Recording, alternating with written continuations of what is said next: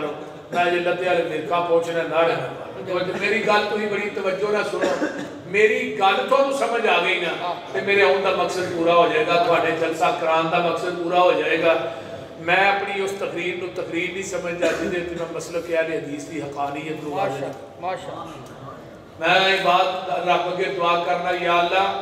جدن میں مسلک اہل حدیث بیان کرنا چھڑ دیا میری زبان نو گونگیاں کر دی مجھے زبان دی لوڑ کوئی نہیں اور اہل حدیث کی حقانیت نو تاکہ لوگ پہچان لینا کہ میں اہل حدیث ہے کی اگر مرن تو بعد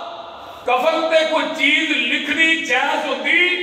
میں اپنے بچیاں کو کہتا میرے کفن پہ لفظ اہل حدیث لکھ دیو اہل حدیث لکھن تو بعد بھی اہل حدیث کا حق ادا نہیں ہو سکتا اہل حدیثوں وہ دن گئے کہ تھوڑے اسٹیج دے ہوتے ان کی بیان ہوتا ہے کوئی خطیب بھی مسلک اہل حدیث کی بات نہیں کرتا اور اپنی دکان تے اپنا سودا دے ویچو لوکی ویچ دے نے اپنا جھوٹا سودا تو ہی سچا کیوں نہیں ویچ دے کی ہو گیا توجہ میری بات سنیے